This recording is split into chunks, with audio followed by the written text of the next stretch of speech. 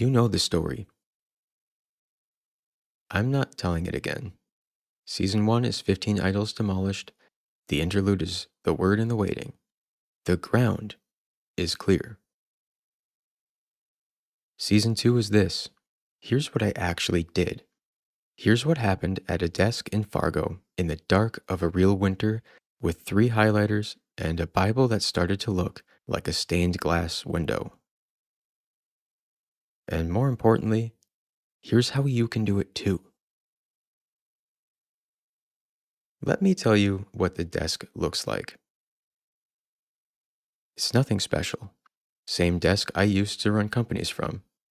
Same desk where I drafted pitch decks, built software systems, and made plans I was absolutely certain were going to work, and watched them come apart. Now it holds 4 things: a Holman Study Bible, 3 highlighters, orange, yellow, blue, a black pen, and when I need original language, an 1864 emphatic diaglot. No phone. I want to be clear about that. The phone is not a Bible. The phone is a concentration assassin dressed as a Bible app. It stays out of the room. That's the altar. Nothing sacred about the furniture. Everything intentional about what's on it. And what happens at that desk, that's what this entire season is about. Before I explain the colors, I need to tell you something more important than the colors. How you sit down matters more than what system you use. Most people open their Bible the same way they open a textbook. They have a chapter goal, a reading plan, a devotional guide telling them what it means before they've read what it says. They're trying to complete something. What I do is different. I go in with one posture and one question. The posture: I am here to receive, not to achieve. The question: what are you saying tonight? That's it. No chapter goal, no timeline, no agenda beyond presence. I read, and at some point, something moves. Not always dramatic. Sometimes it's warmth in the chest. Sometimes it's a weight that settles on a phrase and won't lift. Sometimes it's a tension, like a thread that's been pulled taut, pointing somewhere you weren't planning to go. When that happens, you stop. Not to highlight immediately, not to journal immediately. You stop and sit with it. You let it land. You let the silence do something. You ask, is this for right now? Is this load-bearing truth? Is this pointing forward to something I haven't arrived at yet? The answer to those questions is what determines the color. That's the whole method in one sentence. Everything else is application.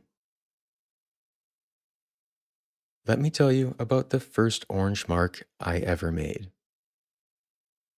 December 1st, 2025, 5:47 p.m. I had just opened the Bible for the first time with any real intention.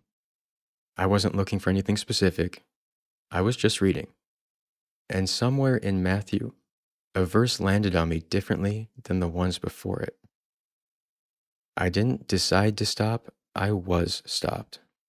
It was not emotion or intellectual recognition. It was more like a compulsion. Like something in me said, that one is mine.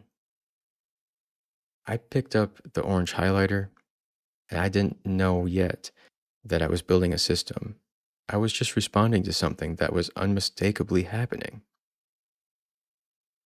Orange is a rhema moment. The Greek word rhema, a specific, immediate spoken word, not the general text. The text that just became personal.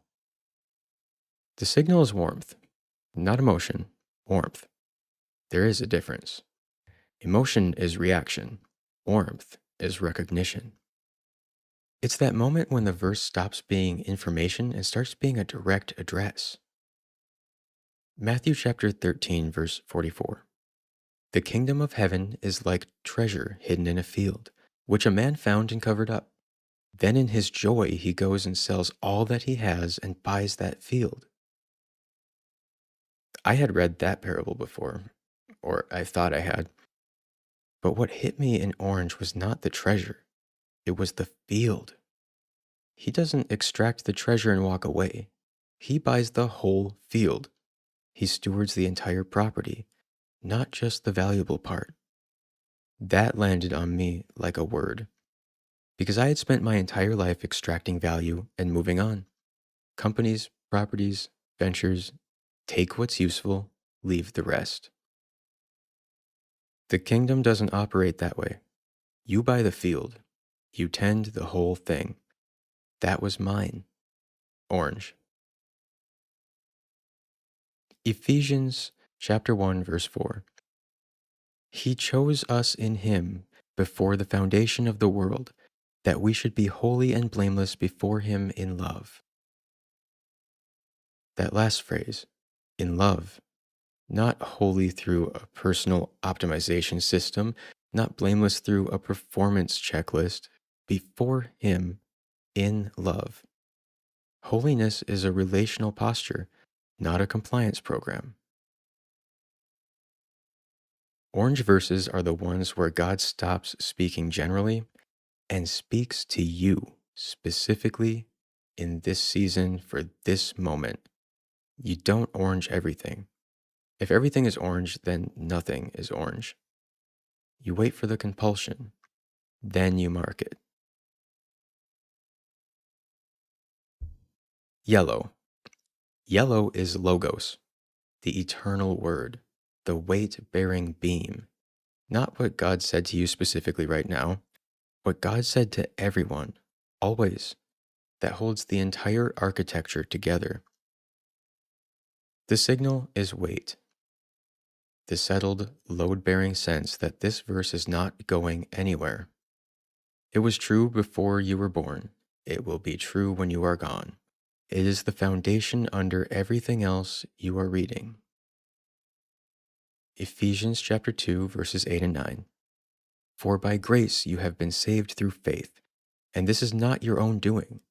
It is the gift of God, not a result of works, so that no one may boast. That is bedrock. There is no circumstance, no sin, no failure, no season of distance in which that verse becomes untrue. That gets yellow. Romans 3:23. For all have sinned and fall short of the glory of God. Load-bearing wall, yellow. Isaiah 6:3. The Trisagion. Holy, holy, holy is the Lord of hosts. The whole earth is full of his glory. That verse is not a future promise. It's not a personal word. It is the nature of God declared in the throne room, echoing through every testament. Yellow. Then there's this one. Revelation chapter 13, verse 8. The Lamb slain from the foundation of the world. That is the most yellow verse in the entire Bible. Because it's not pointing forward. It is not an unfinished promise. It is declaring that the cross was settled before time began, before Adam, before the fall, before sin had entered physical reality, before a single human took a breath. The cross was not a reaction. It was not plan B. It was authored into the fabric of existence before the problem it solved ever existed. That's not prophecy. That is the weight-bearing foundation of the entire gospel. That is logos. That is yellow. Yellow verses are the ones the whole Bible is standing on. You guard them. You return to them when everything is shaking. They don't move.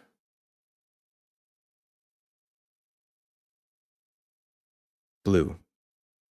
Blue is prophetic, eschatological, the already but not yet, a promise that has been spoken but has not fully arrived. And this is why blue gets underline only, no fill, no solid color across the page, because you do not fill in what is not yet finished. You mark the direction, you trace the thread, and you wait. Isaiah chapter 53, verse 5. But he was pierced for our transgressions, he was crushed for our iniquities. Upon him was the chastisement that brought us peace, and with his wounds we are healed. That verse was written 700 years before the crucifixion. It is prophetic foreshadowing, a thread pulled taut across 7 centuries, pointing towards a single moment on a Roman cross.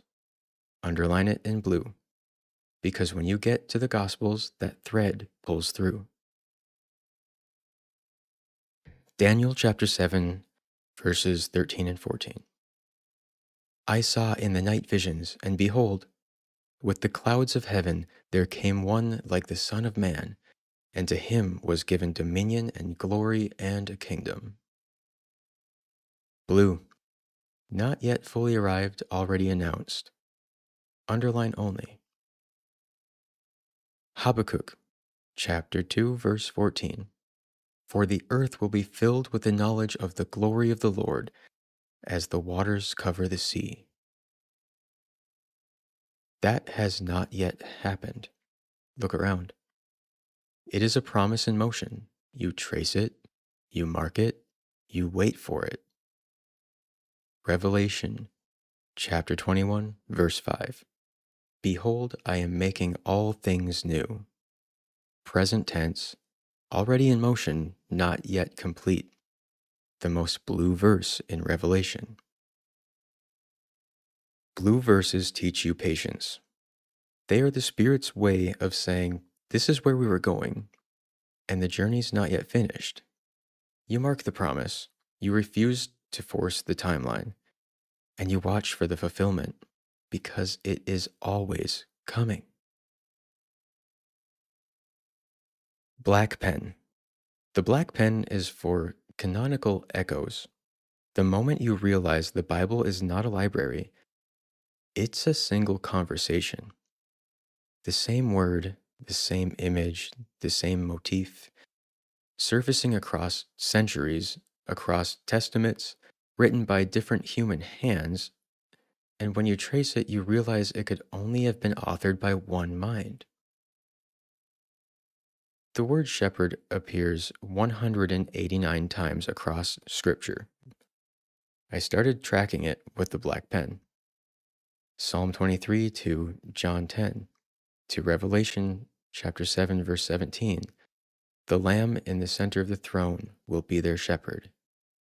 Same word, 30 centuries apart. One author. Hosea chapter 11, verse 1. Out of Egypt I called my son. Matthew chapter 2, verse 15 quotes it directly about Jesus fleeing to Egypt as an infant. One verse written about the nation of Israel, one verse written about the Son of God. Same words, black pen underlines through both. Psalm 46, verse 10. Be still and know that I am God. Matthew chapter 11, verse 28. Come to me, all who labor and are heavy laden, and I will give you rest.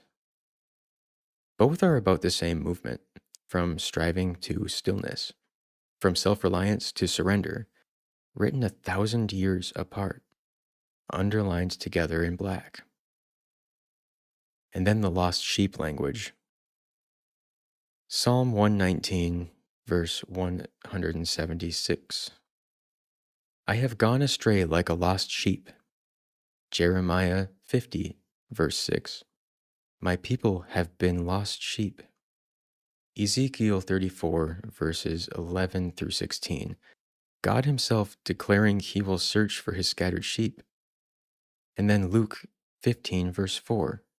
Jesus, What man of you, having 100 sheep, if he has lost one of them, does not leave the 99 and go after the one that is lost? The black pen reveals this. When Jesus told the parable of the lost sheep, he was not making a new point. He was completing an argument that God had been making across 1,000 years of Scripture. That is what canonical echoes do. They prove that the Bible has one spine, one author, who planned the whole thing from the beginning. Now let me give you the frame that holds all four colors together.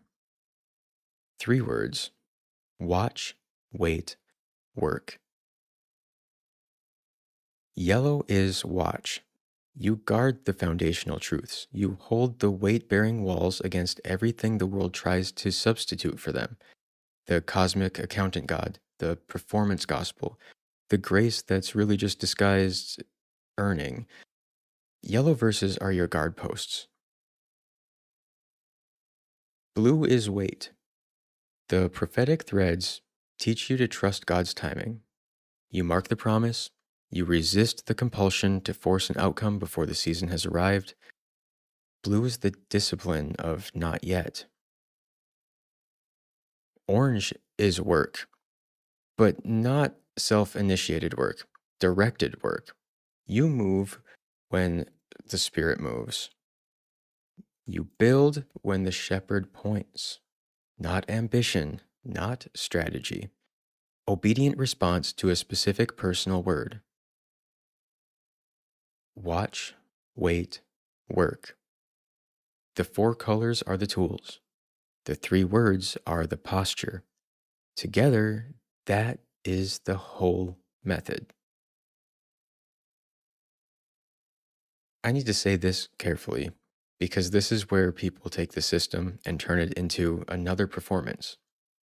Disciplined receptivity is not an achievement framework. The discipline is not in the highlighting. The discipline is in showing up, staying when you don't feel anything, staying when the text is dry and nothing is landing, and part of you wants to just close the Bible and check your phone. The receptivity is not passivity. You are actively present. You are stationed, alert, expecting God to speak. But you are not manufacturing the moment. You are not forcing the warmth to come. You are not squeezing orange out of a verse that isn't moving. The discipline is in the waiting. The receptivity is in the receiving. You bring the consistency. God brings the content. And when the sense of reception closes, when reading starts to feel like momentum rather than receiving, you stop. You don't push through to finish a chapter. You close the Bible and you sit in silence. That silence is not wasted time. That is where integration happens. Most people skip it. Don't skip it. One more thing that will feel strange if you grew up with reading plans. I don't read in sequence. I follow where the Spirit pulls. Some nights I'm in Revelation. The next night, something in Revelation sends me to Isaiah. Isaiah sends me to Romans. Romans sends me back to Genesis. There's a Greek phrase in Mark 4, verse 34, that unlocks this. Kat idion. It means privately, or more literally, according to what is his own. Jesus explained everything to his disciples kat idion, according to the private, personal instruction that was specifically theirs. The Spirit teaches the same way. He doesn't give you a one-size-fits-all curriculum. He takes you where you need to go, in the order you need to get there, for reasons that will only become clear later. I spent December in Matthew and Mark. January pulled me into Ephesians without explanation. By February, I was in Zechariah 3, and everything from the previous 2 months suddenly made sense. You cannot plan that. You can only follow it. Here's what 60 days of this looks like. You open the Bible and it no longer looks like a book. Every page has color. Orange verses where God spoke personally, yellow verses holding the architecture steady, blue underlines pointing forward, black pen trailing the echoes across testaments. Habakkuk 2 verse 2 says, "Write the vision, make it plain on tablets, so that he who reads it may run." I used to think that verse was about productivity, making goals visible, the kind of thing you put on a whiteboard in a conference room. It isn't. It is God telling a prophet, "Mark what I have shown you so that you can carry it, so that when the seasons of darkness come, and they will, you have a record. You have the orange marks from the night God spoke. You have the yellow verses holding the foundation steady when everything above the foundation is shaking. You have the blue underlines reminding you that the promise is still in motion even when you can't see it moving." The colored Bible is not a study method. It is a record of conversations with God. And 60 days in, it looks exactly like what it is: a stained glass window with light shining through. Last thing, I'll say this again. You don't have to do this the way that I do it. You don't have to stay up till 4 a.m. like I do. You don't have to live in a place where the wind hurts your face because it's so cold. You don't have to use these exact colors, this exact Bible, or anything that I use. The only non negotiable is this: show up, stay, listen for what's yours.